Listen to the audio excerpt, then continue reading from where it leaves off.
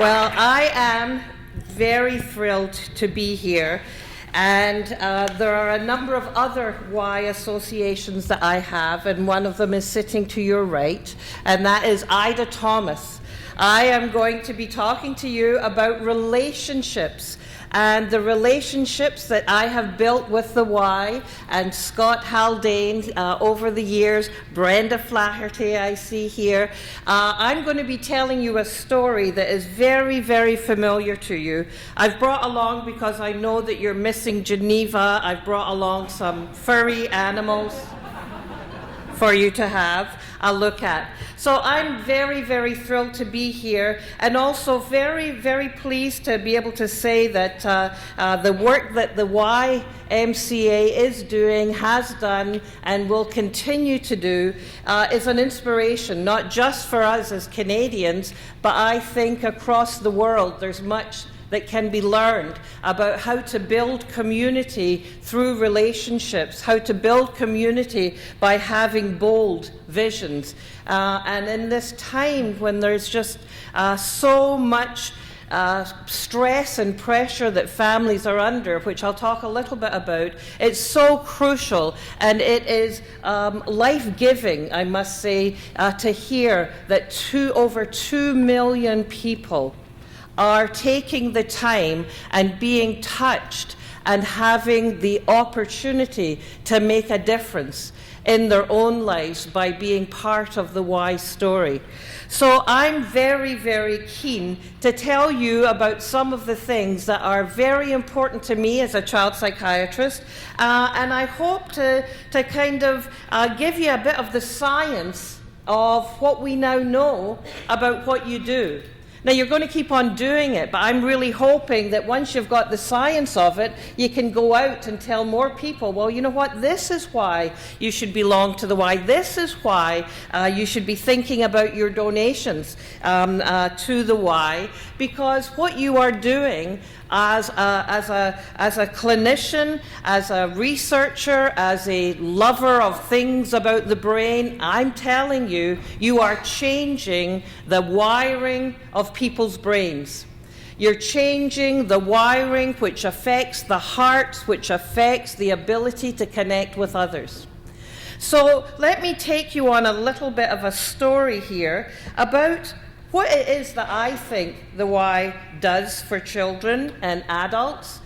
And I'll start with a person who was a leader for us, and I dedicate all of my work to the memory of the late Dr. Dan Offord. And you know, he didn't belong to a Y, but the principles I've heard so clearly outlined were very dear to Dan Offord's heart. And he was a child psychiatrist who put children's mental health on the map. We didn't know how big an issue things were until Dan did the Ontario Child Health Survey, and now we know that in our neighbourhoods, in our schools just now, our children, 1 in 4 to 1 in 5 of them, have a significant mental health challenge. I want to suggest to you that you take the message out that if more young people were involved in YMCA programs, we would be helping to buffer some of the impact of those mental health issues. But you know, the other reason I bring Dan, one, he told us the numbers, but when you were with Dan, you had a real sense of felt connection. You felt by Dan. And when I've spoken to people at the Y, when I was working with Laurie Huggins in your phenomenal curriculum for the early years, this sense of felt connection of a child, a young person, really feeling that the adults in their lives were paying attention to them, I think is a key thing that happens in the Y. Why you have had people coming over and over and over again at a time when we know that the involvement in activities has been going down, and yet you are still going strong. I suggest that that's because integral to all the work that you do is an implicit belief in if we have our people feel felt, then they're going to come back in. I'm hearing through your discussions tonight that that is woven throughout. So what did Dan say? He said that growing up in Canada is like running a race. And where you're born, who you're born to, has a big influence on what resources you get access to. Yeah, we've got universal childcare and universal public education, but we don't have universal, equally strong opportunities for our kids. And he said our job as child psychiatrists, our job as policymakers, as educators, is to do what we can to make that race more fair. How can we level the playing field so that at different stages the kids can get up to that starting line at the same point, and then they can fly? Well, I want to tell you that I have such a strong belief that that is what the YMCA offers so many of our children. How can we do more? What can we do? And I'll talk a little bit about how the world we want to see is the YMCA effect. That what you are doing, helping children fly, helping young people fly, is so crucially important to the health of Canada. Now, I read all of this big science stuff. You know, I'm a brain geek, officially a brain geek. I steal. Thievery. I'm telling this whole national group that I steal fabulous, wonderful information. And then I kind of bend it around and push it this way and that way so I can bring it to you. So as I'm reading all of this neuroscience about the brain and how the brain grows and what connects with what, I'm also reading about our First Nations people. And our First Nations people, they say we need to be thinking about decisions today that are going to last for the next 7 generations. I don't know how many generations 100 years is, but it seems to me that you've got some pretty wise elders who have talked about what is the work that we are doing. Our First Nations people believe that children are the heart of the nation, that they are the sacred ones. Think of the next 7 generations when decisions are being made. Why is that such a big deal? One, because we live in a Canada now that doesn't necessarily think about that.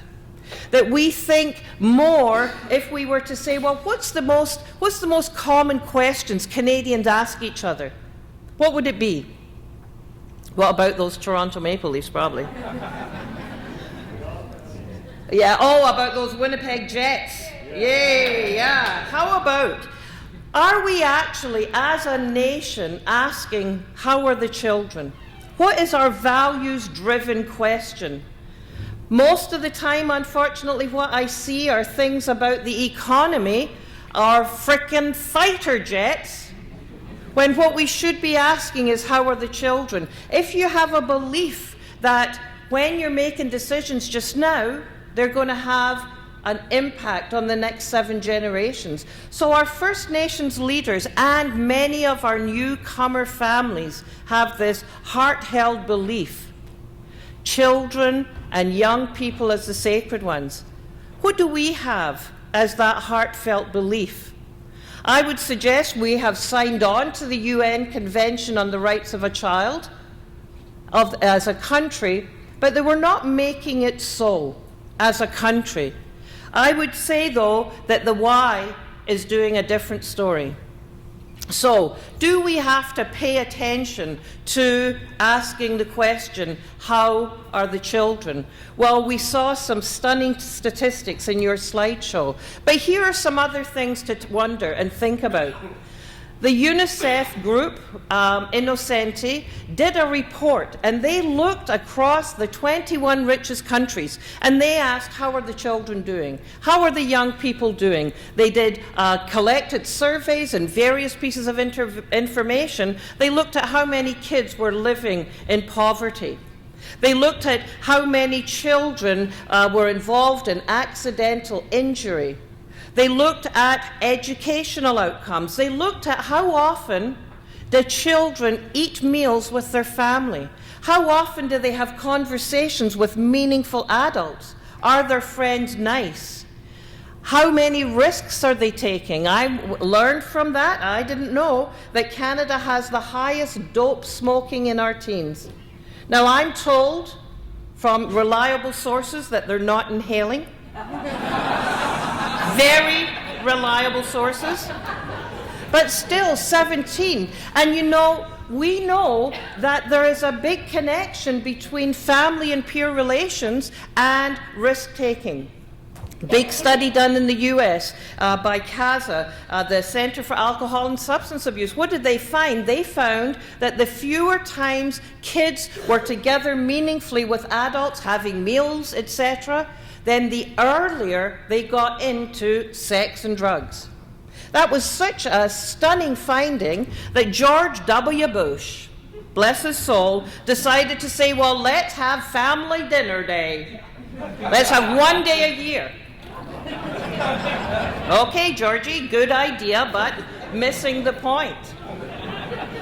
So don't think about Family Day in Ontario.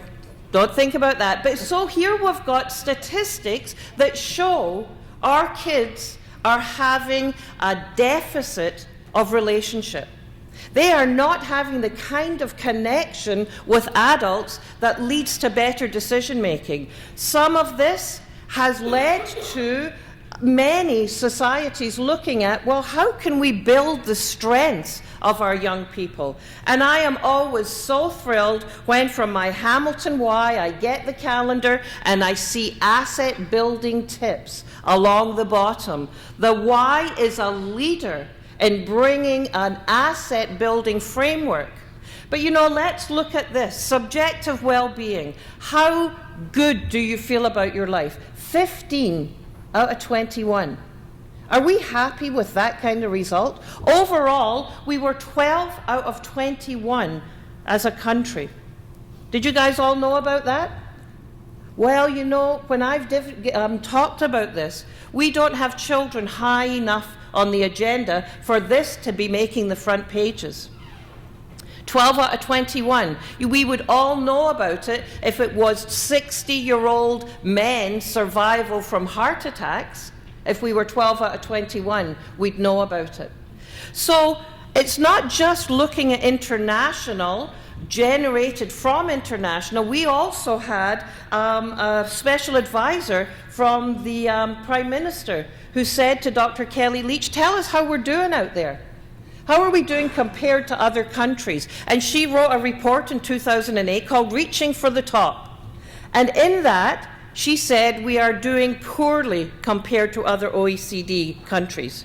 Well, you know what, Kelly? You've aged out, and what we call this is this sucks, the big one.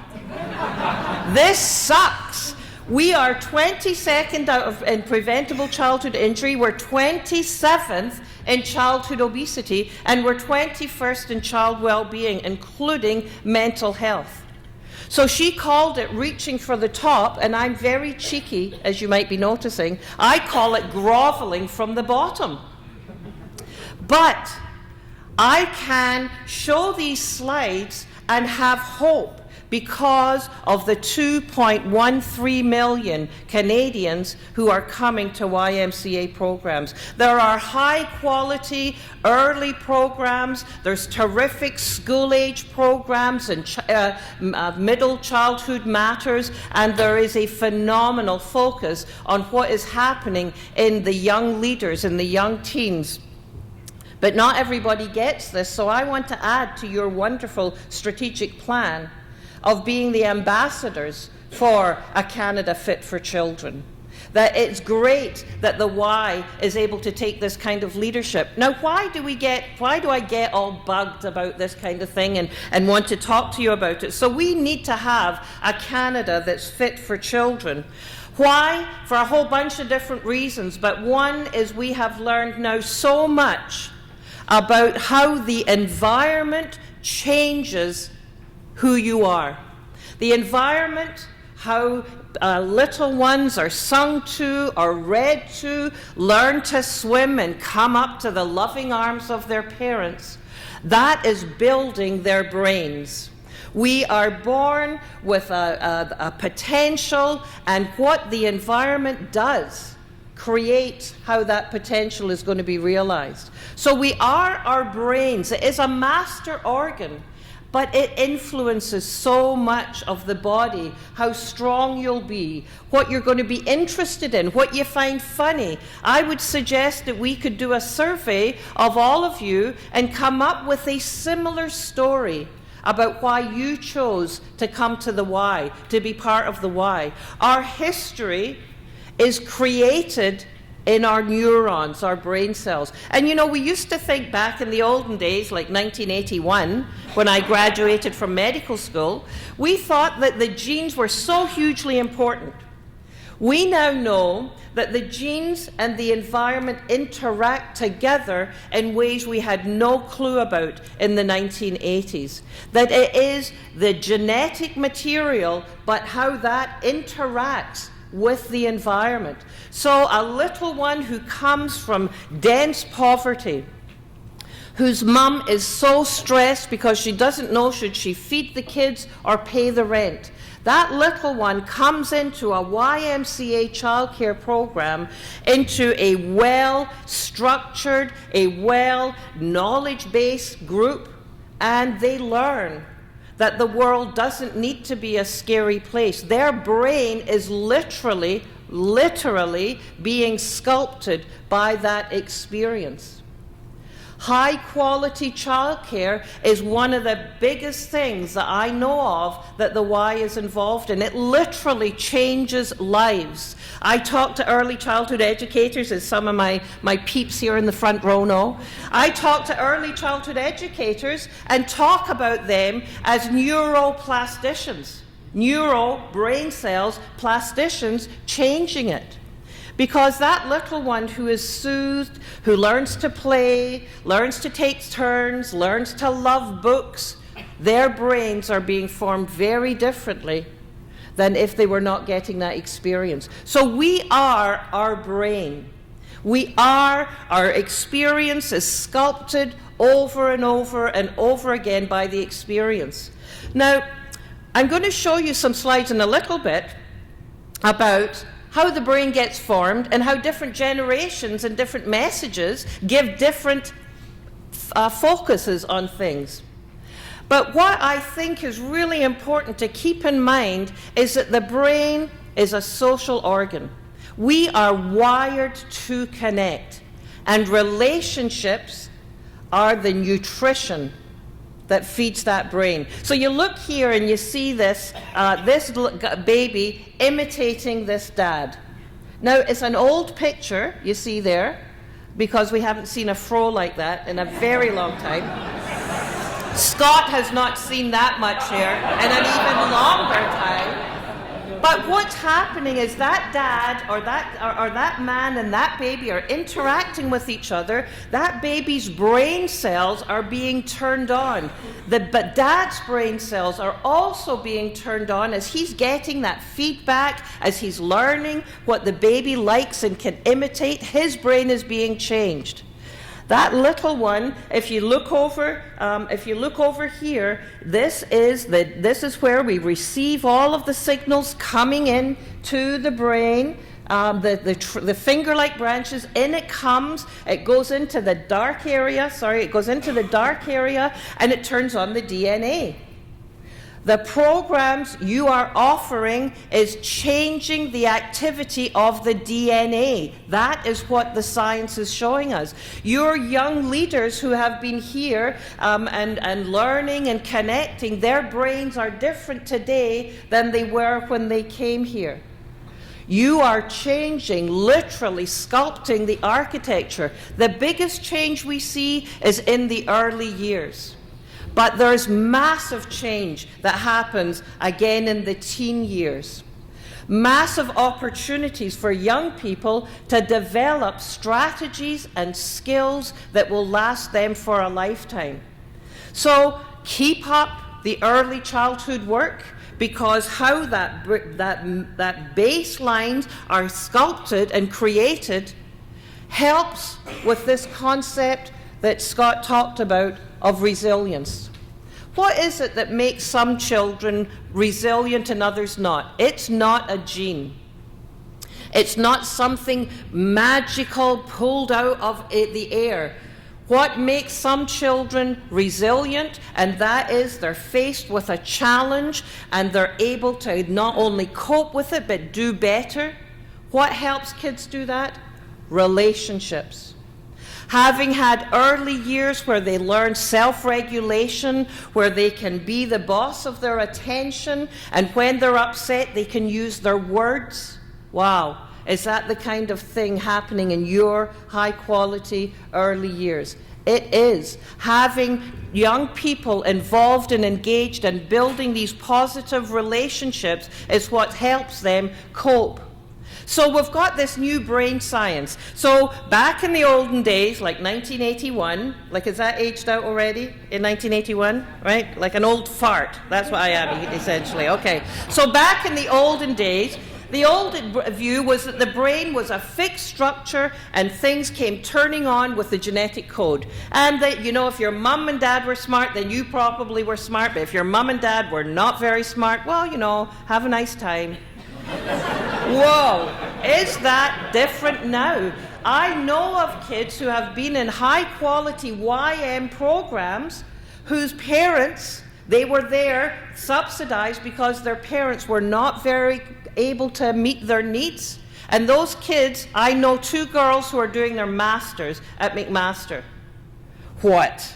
You can't do your masters if your parent has mental retardation. You bet you can, because the new brain science is showing that the brain is plastic. It can change. The brain can change. We want to build it right in the early years, but even if we can't, there are opportunities to make change. What are some of the best ways to do that? Well, exercise. Exercise, engagement in things that you're really interested in, things that you feel I've made a difference. That's what builds new brains. That's what builds resilience. That's what the Y offers kids. So we know from this new brain science, you can actually grow new cells. We also know that when the experience is positive, that those new cells and those networks of connections can be really great. But if they're not good environments, the backside of brain plasticity is a child who is raised in terror, who's raised in fear, who's raised to expect something bad. That's what they see most often. That they come into school and they read more aggression in those around them than the actual aggression may be. So what do we need? We need to have access to high-quality programs that kids can arrive at after home, after school, where they can create a new sense of who they are. It's done through relationships. Why do we have to be thinking about this as a nation? 1, because of the statistics you've seen, and 2, there's really a whole lot of competition for that space in the brain. So the neurons, the brain cells that fire together, that make big connections together, like Facebook, right? It's like you talk to a friend, you add a friend, that's what the neural networks are like. And then, you know, somebody ticks you off and you unfriend them. Is that the right terminology? You unfriend them, right? So what gets used over and over again gets wired up. They're your friends. They're the ones you tweet. I don't know. I have no idea. But, so it's use it or lose it. So there are, I would say, Scott, there are 2.13 million kids who are having an opportunity to use it. And there are many others who are not having that chance. So the Y has to give this message. So the early years, for sure, are really, really important. But it doesn't stop there. And that's why, as I was reading over some of the Y plan and involved with the magnificent work that was done here in Toronto by Moira and her great team on the young adult and teen strategy, it was so important to come with the science that says the brain doesn't stop changing in the early years. And in fact, there is a massive growth that happens in the teen years. The teen years are actually years that we have labeled under construction. That should help many mums and dads in the room. Under construction. I've had many mums and dads come up to me and say, "You just saved my child's life." So under construction, we didn't know this. We did not know this 15 years ago, that there is massive change. You see this blue picture. The blue means the area the brain is maturing. And we didn't know that. You know, we thought that, oh, well, what happens in adolescence is all that hormone stuff, right? Well, for sure that's going on. But the major changes are because areas of the brain are physically being altered and in a different way than in the school age years. They're being altered in ways that are refining what gets wired up and snipping away what doesn't. What does that mean? It means that as you're looking at this initiative and your plan to have your Young Leaders program, to have engagement with teens, you are giving them the opportunity at a time when their brain is again being refined and sculpted to create a new person that they can take on at this time of great brain plasticity. They can take on a new way of being. They can say, I am involved. I have a leader. I have an idea of how I can make a change. Your Young Leader program is infusing hope. And we know again from the resilience research that when you have a sense of hope that you can in fact make a difference, then you are going to deal with challenges far better. So lucky the ones who are involved. Lucky, I don't know that this whole initiative was based on brain science, was it? Was it, Scott? But oh my God, now you've got, look at the brain science behind our decisions. Aren't we smart? So this brain change goes on until 24 years of age. Later in males, sometimes much later in males, for very good reasons. For very good reasons I can give you my card about after, if you really need. But so if this brain is under construction, one of the things is we know that engaging those young people as they come in the door, they are not going to be the same as the nice little ones running in all excited, or, you know, the older people who are coming in for some of the wonderful programs that are offered. They're going to come in and it's like, what's up, man? You know, they're going to come in with their jeans around their butt, and they may come in and say, okay, so show me that this is important. Well, they're coming in because they're looking for something.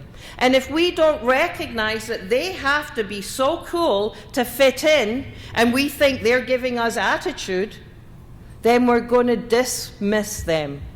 So what we think affects how we feel, affects how we act. The frontal lobes in the teen brain are under construction. So look at what the frontal lobe, that's the front part, the last area to develop is this area here. It's the executive director, the be in charge area is the last area to frickin' develop. So look at this list. This is when it's developed. Then you've got good governing of emotion, good judgment, good planning, good organization, good problem solving, impulse inhibition. Does this sound like anybody's list of things that bug me about my 17, 19, 21-year-old? So if it's under construction, as the young people come up in the program, or, you know, in your camp programs, and they're not quite got their stuff together, that they're having trouble organizing, that what they're supposed to have done last week, they haven't finished and they've lost it again, And you think they're not interested? Think under construction. And what it is that they need is help making those planning connections in their brain. So they need us to be more with them, not less with them. So how we feel is very much affected by how we think.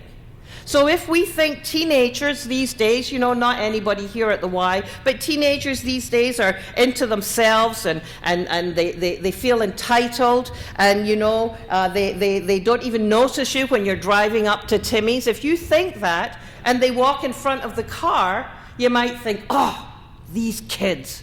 How you feel is annoyed, and how you act is you might go on the what do you call that, the horn. But if what you think is, oh my God, they're under construction. They don't even notice I'm in the car. They're busy talking to each other, getting connected. Then what you think is very differently affecting how you feel and how you act. It's essential that parents and teachers and others know about this. So here's the big dilemma. So just for you young people, back in the day, there was a very, very funny comedian called Flip Wilson, and he used to say, well, the devil made me do it. That's what's going on in the teen brain, that there is an imbalance between I want to do it now, you know that song, and I want it now.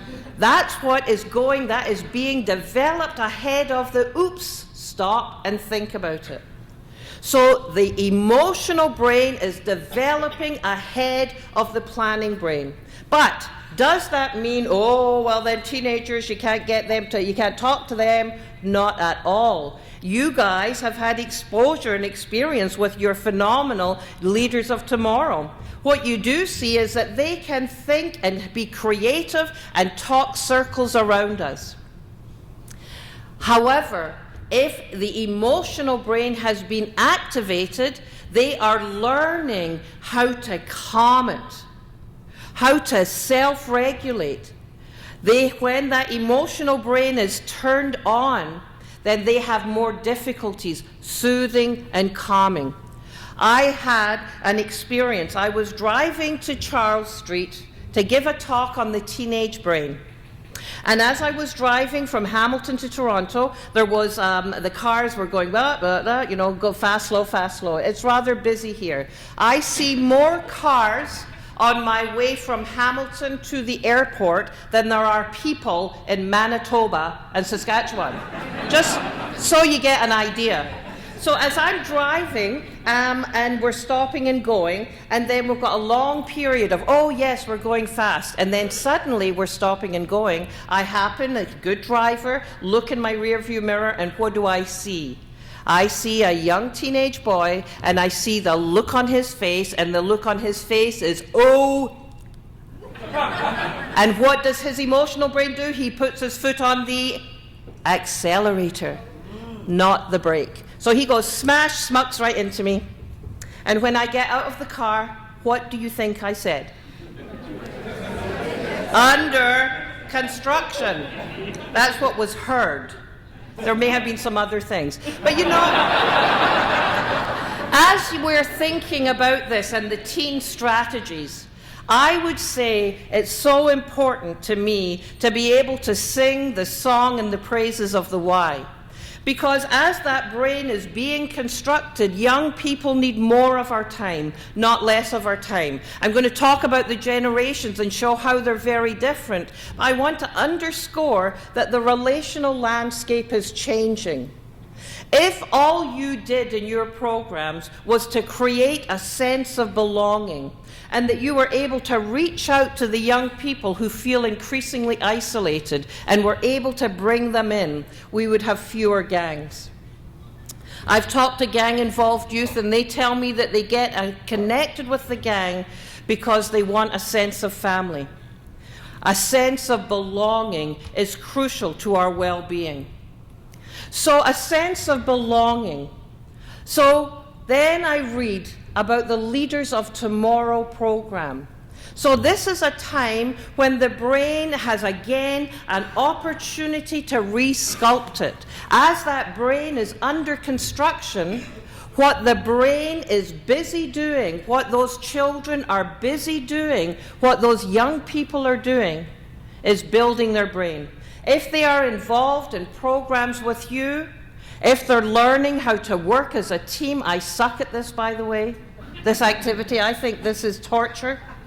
But if doing this kind of thing, what are all of the things that are being coordinated? And again, I visited some Y programs up in Bolton and watched some of the activities. These activities are building so many different areas of the brain. It's not just the thinking brain, but when you have to do go from your right to your left, you are doing a brain-building activity. You're crossing from the right hemisphere to the left hemisphere. You're doing a timing of how you're going to do that. It is a massive brain activity. And we know that when we have young people who are engaged in looking at and being involved in positive activities, they're going to do better. They're going to do better. And that if they're involved in being in the basement playing Grand Theft Auto, that's sculpting their brain, and they're not going to do as well. But you know, people say, what's the big deal anyway? Because you know, you say the brain is under construction. Well, when I was a kid, you know, the Monty Python skit, when I was a kid, I lived in a paper bag in the bottom of the lake, and we used to walk 16 miles to school through snow. Well, we sometimes have a little generational conflict, shall we say.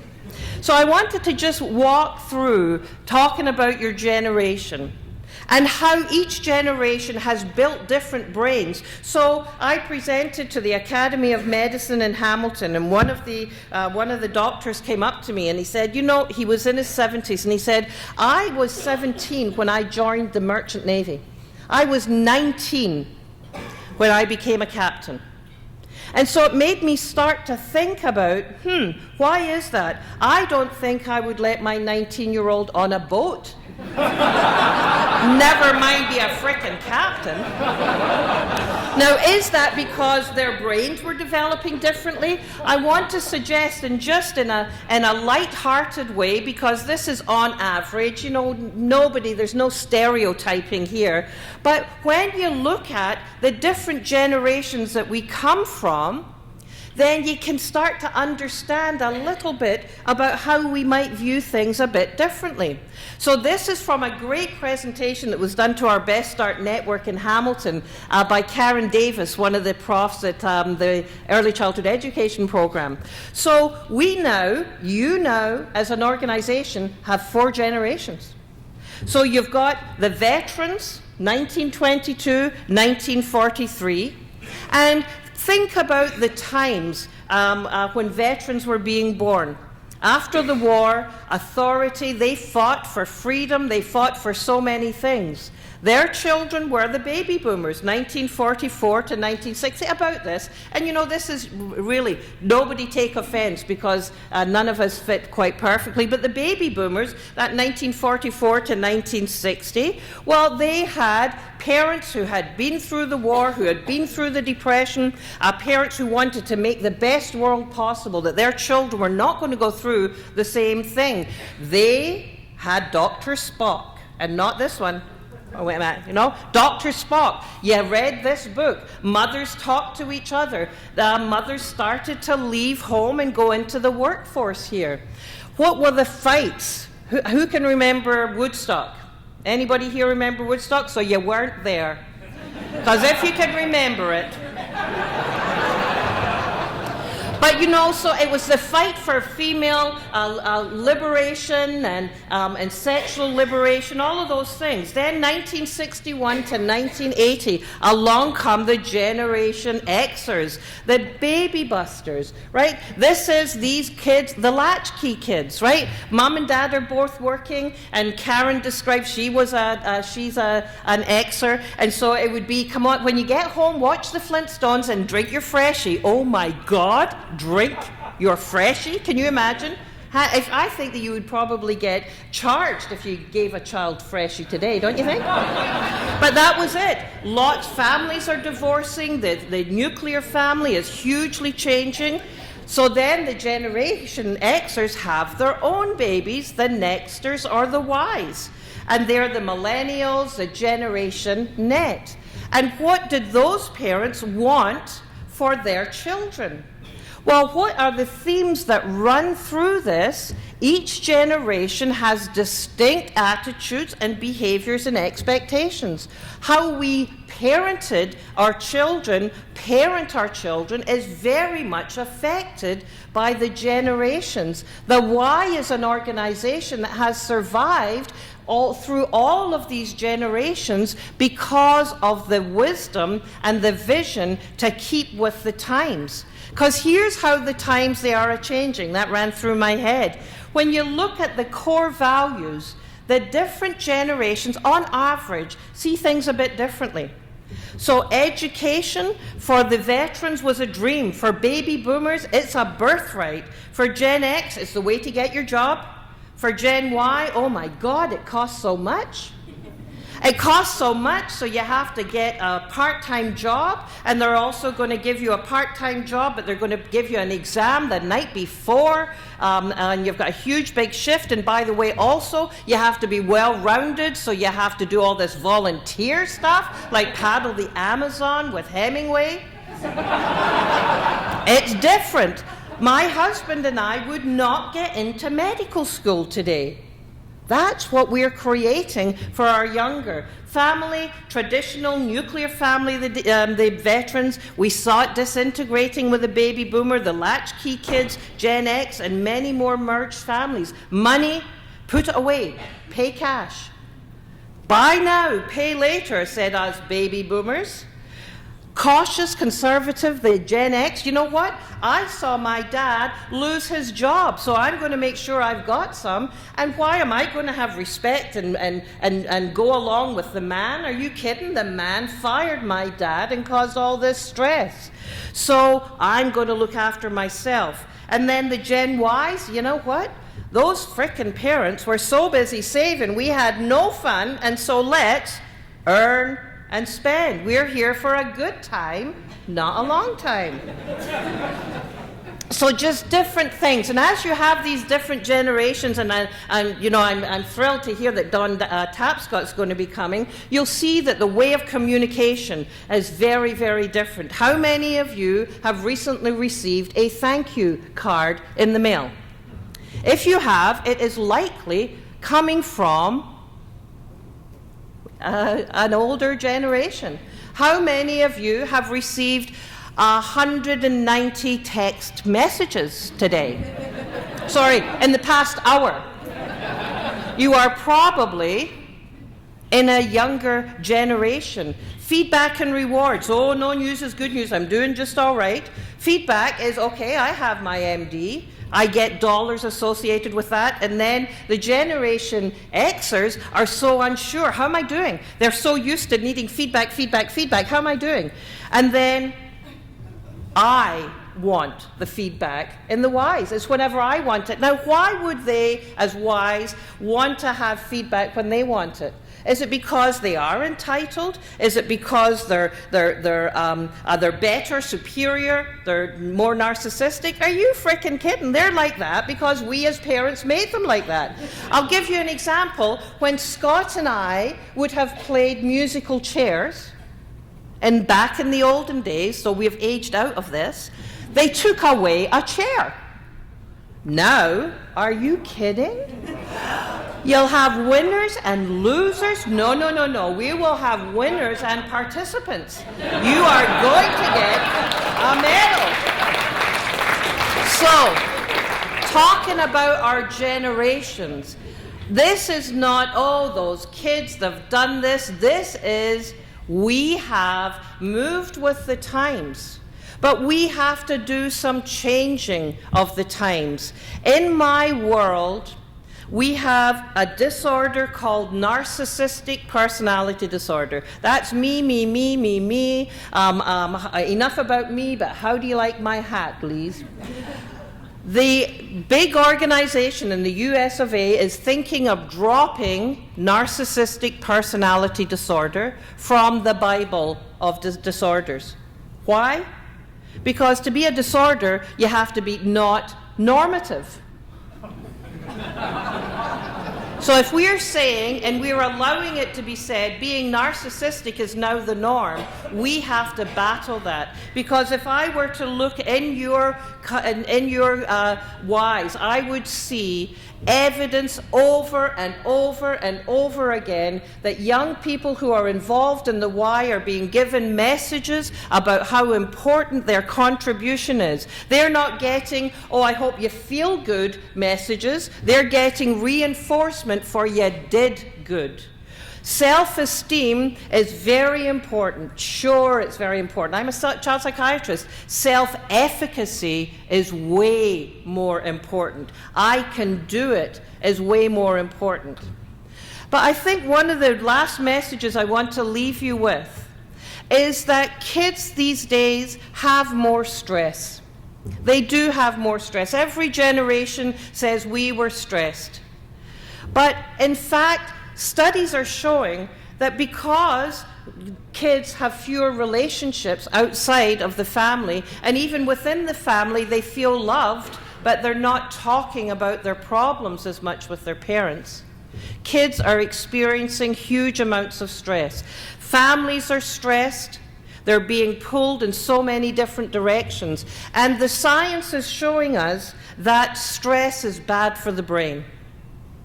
So offering and having more programs for young people, I want to give you the message, is going to help them with their stress. This is from a wonderful program called the Harvard Center on the Developing Child. And so we know that stress is good for you. We don't want to eliminate all stress. Remember these kids who may have their mum calling up their teacher to ask, can they have just a little bit higher mark so that they can get in? Well, that used to be maybe happen in grade 6 or 7, eh? Now we have university professors having parents calling up saying, can you have just 2 more marks, because then they get into medical school. And so my good friend, Dr. Vaillancourt, says, you know what? If they need mummy to call to get 2 more marks, they shouldn't be frickin' doctors. No! But kids are under, and families are under, so much stress. So positive stress is good. Tolerable stress, we can manage it with good relationships. Kids who are involved in your program are making those connections. Toxic stress are the ones that we worry about, where kids do not have anyone who are going to help them. And what happens in the brain when we get stressed is the same whether we get stressed by I'm running late, to I'm being attacked by a bear. The same system gets turned on, but how well it gets quieted, how easily and soon it gets turned off, has a whole lot to do with how bad the stress is. So when we see a snake here, we've got a very fast message that comes up, and it sends a signal down to our adrenals, which are our fight or flight. Get out of here. It also sends a signal down to the area that will tell us, oh no, you know what, it's not a snake, it's a stick. We need both of them, or else we'd be jumping at every stick. But if we didn't have the tell you what it is, then you would be saying, oh, what is that interesting slithering? Oh, what is that sound? Boom, we would be bitten, we wouldn't survive. This stress system, I want to suggest to you, as you're reviewing your programs, to be thinking about what are we doing about the stress level for those coming to our programs, but also for each other within the organization. What happens when we get stressed is this. We have a signal that comes from that area, the fight or flight area. Be on guard, watch out, take off now. When there is that emotional stimulus comes in, it sets off a cascade of stuff that a little organ on top of our kidney called the adrenals releases adrenaline, right? So that's a heart going fast and breathing faster. So when we are stressed, Off goes that signal. It also sends a signal, the amygdala sends a signal to release cortisol. It's our stress hormone. It goes up in the morning and goes down. It's a good thing to have go up because it helps heal, but what you want is it to be turned off, to be silenced. And we have an area in our brain called the hippocampus here, which is new learning and memory. It's new learning and memory. So the new learning and memory says, oh no, you know, when that door slams, our amygdala is going to release adrenaline, it's going to release cortisol, but then we go, oh no, it's just the wind. Our hippocampus says it's the wind, and all of our cortisol goes down. But what if we were a kid who every time that door slammed, it was dad coming in to beat you? What happens then is their amygdala fires that cortisol, fires that adrenaline. Their hippocampus says, stop, stop, stop. But it happens so much that the hippocampus, new learning and memory, shuts down. What does this mean for you at the Y? In your childcare programs, if there is chaos in it, if the teacher doesn't recognize, okay, you know, this is Monday, and this little one, I know every time they come back from the weekend, they are more on guard. They're more edgy. They're not as tight and as close to me. If they know that, then they're going to have some soothing activities they have on Monday. Then the kid gets perfect by Friday and then screwed up by the parents again on the weekend. But good, high-quality childcare does that. The same happens in high-quality youth programming. You realize that every behavior has a reason. Every behavior has a reason. And so a kid who's usually a great kid comes in and is starting to drop some F-bombs and giving you attitude. You don't want to go into the timeout. You don't want to say you can't be here. You want to figure out what's behind the behavior, what's making that stress go up. So I am a child psychiatrist, so I use unconventional methods. Brenda, do not tell anybody at McMaster that I do this. So instead of an amygdala, here comes the porcupine. The porcupine, I think of the amygdala like a porcupine. So when it senses danger, the porcupine's prickles go up. So if you can now imagine those prickles going up as sending down these signals. So down comes a signal that's going to send out adrenaline and cortisol. Now the porcupine has this good buddy called the campus, the hippocampus. Right? This is new learning and memory. As you've got kids coming into your program, you want their amygdala firing, you want their hippo firing, you want their attention on you, and the attention is going to be more on you if they're doing something they're interested in and engaged in. So along they come together, working really, really well together until the porcupine is overstimulated. That the stress in the environment is such that the porcupine is firing. What happens is hippo goes to sleep. This is the non-teachable moment.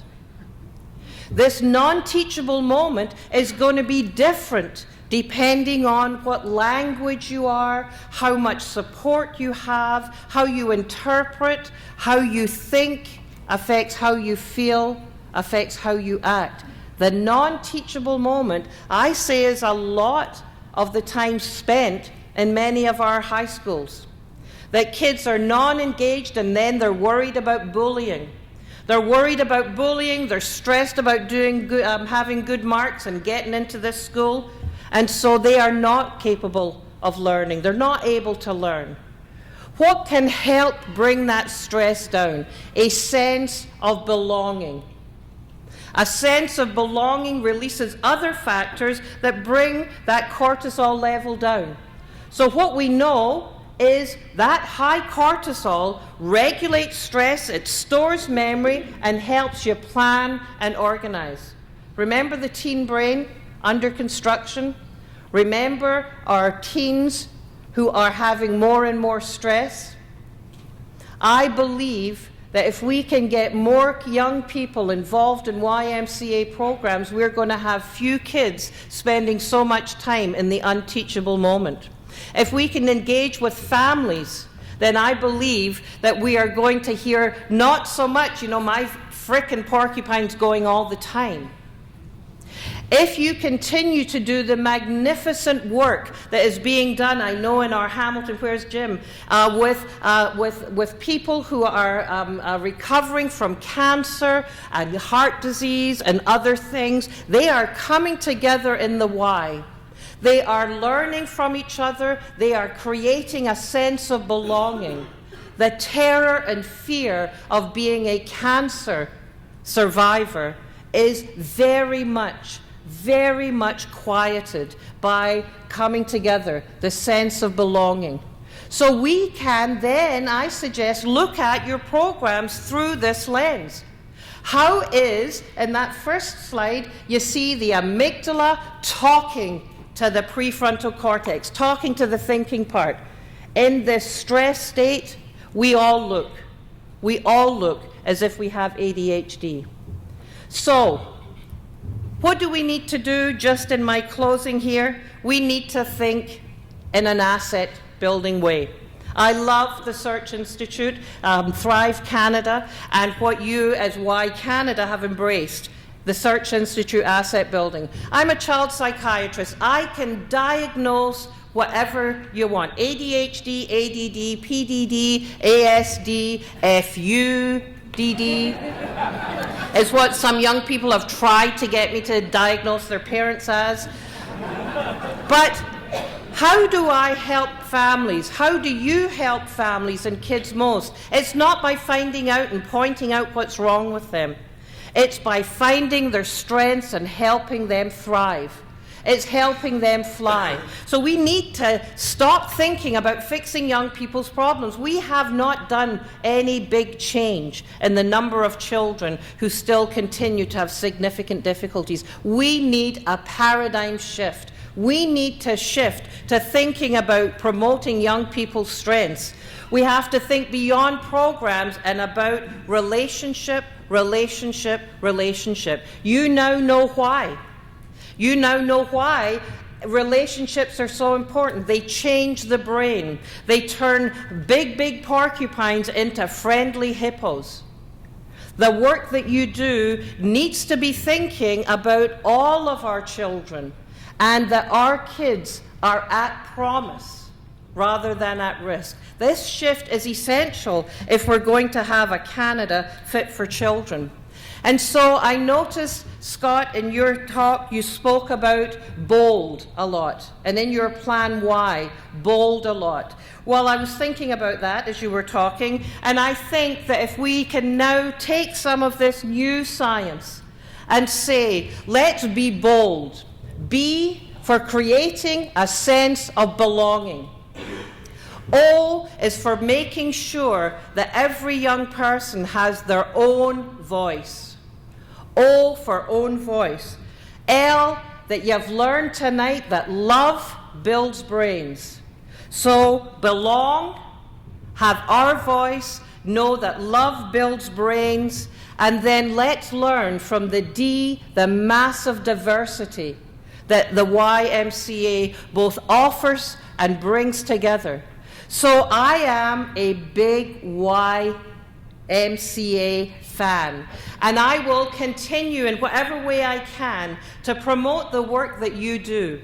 Our power of one individual is massive. Our First Nations people say that life is a struggle, that we've got good in us and bad in us. And one elder was talking to the young people, and some of you know this story. He was saying, we struggle. It's like we've got these two wolves that are fighting all the time. One wolf is angry, is nasty, is jealous, and the other wolf is kind, is generous, is hope, is voice. And one of the little ones in the front says, "Oh, grandfather, tell me, which one wins?" He says it depends which one you feed. The Y is doing the right kind of feeding. I long for the day when every single young person and family has the ability and the access to the Y, to the thinking and to the people of the Y, because when we are fed well, then Canada thrives. So thank you so much for me having the opportunity. Thank you.